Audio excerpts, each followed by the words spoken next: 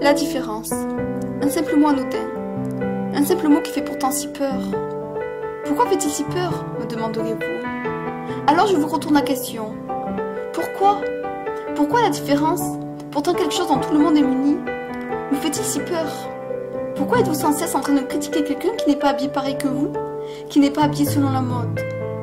Pourquoi critiquez-vous quelqu'un qui n'a pas assez de forme ou bien qui n'en a trop? Et vous basez vos critiques sur quoi? Sur une société qui veut qu'on soit tous semblables? Sur une société qui a des critères sur une personne jugée trop maigre ou trop grosse? Mais avant de critiquer quelqu'un que vous jugez trop différent, rappelez-vous que vous aussi vous êtes différent, que personne n'est vraiment identique. Rappelez-vous qu'on est tous des êtres humains qui ont ses peurs, ses angoisses, ses joies, ses tristesses. Et qu'en critiquant quelqu'un sans connaître sa vie, son passé, à ne le juger que sur l'apparence, cela peut le détruire. On est tous des êtres humains différents. Mais pourtant, certaines personnes qui se disent ne pas faire partie du moule, qui se disent ne pas faire partie des moutons, n'hésiteraient pas à critiquer quelqu'un qui est jugé différent pour faire partie d'un groupe. Et après, j'entends certains dire que s'ils voyaient des personnes se faire harceler, ils les défendront. Alors que ce sont les premiers à critiquer, à humilier. Des hypocrites, voilà ce que vous êtes. Des hypocrites qui sont gentils quand ils sont seuls, mais qui critiquent dès que vous êtes en groupe. On est tous différents, mais il y a une chose dont tout le monde possède, c'est la critique, le jugement sur autrui. Tout le monde a au moins une fois dans sa vie critiqué, jugé quelqu'un sans le connaître. C'est humain. Mais le mieux à faire dans ce cas-là, c'est le reconnaître et essayer de faire en sorte que cela ne se reproduise plus. On est tous des êtres humains, et il arrive un moment donné où une personne, qui s'est pourtant battue toute sa vie, finit par se détester, par commettre l'irréparable. Tout ça pourquoi? Tout ça parce qu'elle était critiquée sur sa différence.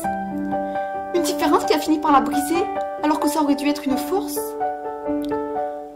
Alors je vous repose la question. Pourquoi la différence fait si peur? Moi je pense que c'est parce qu'au fond, la différence de quelqu'un vous ramène à votre propre miroir. Que l'homme n'est que le miroir de vous. Qu'il reflète vos propres défauts que vous voulez à tout prix ne pas voir.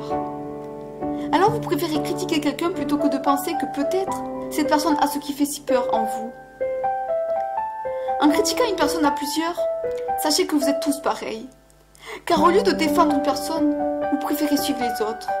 Et au fond, n'est-il pas mieux de montrer notre différence, plutôt que de suivre une personne et donc de n'être que pas vous-même? N'est-il pas mieux d'être différent que de se ressembler? On est tous des êtres humains, avec nos propres défauts et nos propres qualités. Personne, absolument personne n'est semblable. On a tous une vie plus ou moins dure, on a tous notre propre caractère, notre propre personnalité. Et pourtant, vous continuez à critiquer quelqu'un qui ne demande qu'à être accepté comme il est. À l'heure actuelle, on est critiqué sur tout. Sur notre look, sur notre personnalité, notre caractère, sur notre corps, sur notre façon de penser, d'agir, sur nos rêves, nos buts dans la vie. Et puis merde, laissez vivre les gens comme ils veulent. C'est leur vie, leur physique, pas la vôtre, pas le vôtre. Alors avant de critiquer quelqu'un, vivez et ressentez ce qu'ils ont vécu, ce qu'ils ont ressenti. Et seulement après, vous pourrez porter un jugement. Et rappelez-vous qu'on est tous des êtres humains et qu'on a chacun notre part de différence.